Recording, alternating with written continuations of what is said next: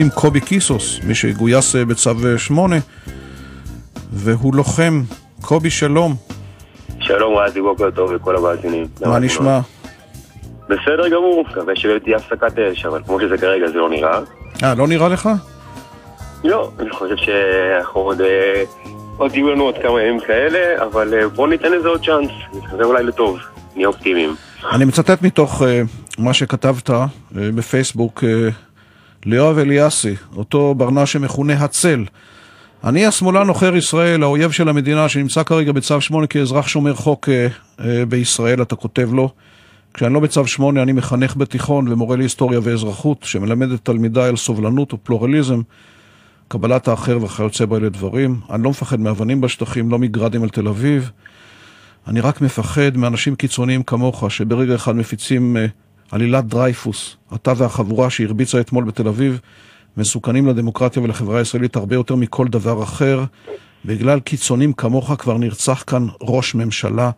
סוף ציטוט. מה כל כך עצבן אותך, קובי?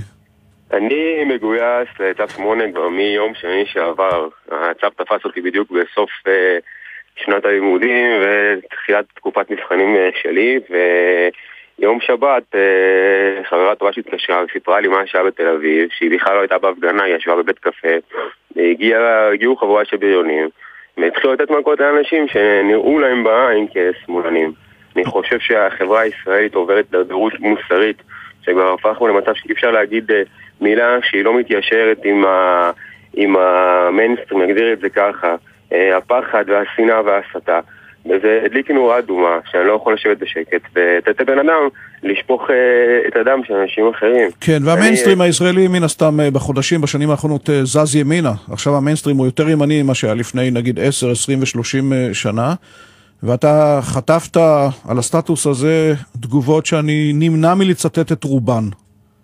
פה נגיד שאני יכול לא לצטט, אבל היו גם מאוד תגובות מאוד יצירתיות. אני רק חושב שזה צריך להדליק לנו נורה אדומה לגבי חופש הביטוי שלנו במדינת ישראל שהולך ואוזל.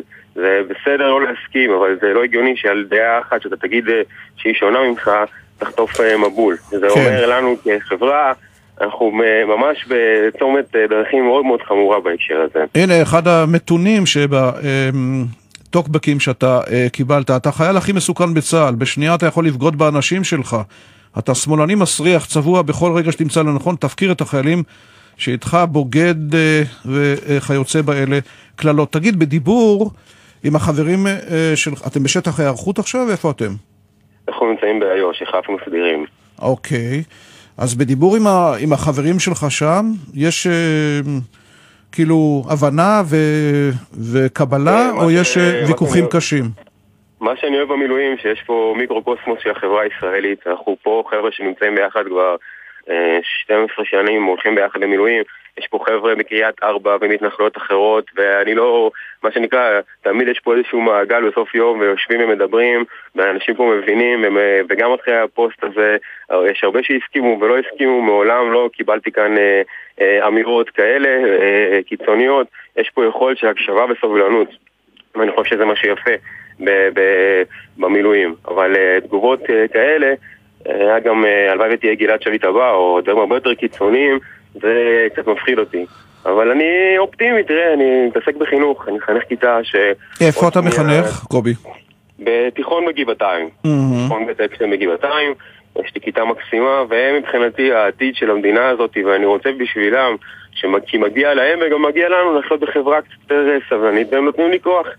לדעת שוואלה, יש פה עוד הרבה מה להשקיע ולקום בבוקר ולהתעסק בעשייה חינוכית ולחנך פה לחברה שתקבל את השונה ולא תצטרך כל דבר בצורה שהיא אלימה. אוקיי, הנה עוד ציטטה האחרונה מהסטטוס שאתה כתבת. זה שאתה תסתובב לי עם דגלי ישראל, אתה כותב לצל, בשדרות רוטשילד, לא נותן לך בעלות על המעשה הציוני, להפך אתה גורם לבושה למדינה היהודית והדמוקרטית.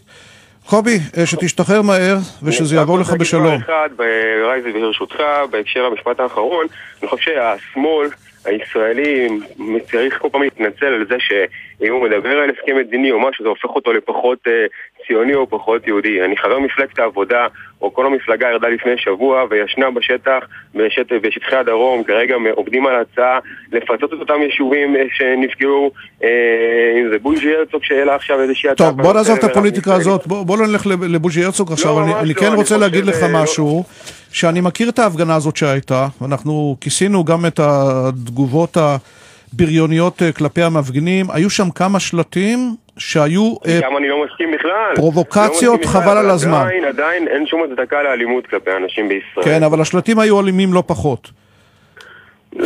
חלק מהם. אוקיי. אני מאחל לנו שחורים שהמלחמה הזאת תגרום לנו להתאחד ולהיות יותר סבלנים אחד לשני. קובי, שנהיה בריאים, תודה רבה לך. תודה רבה לכם, יום טוב. ביי. קצת שיטוטי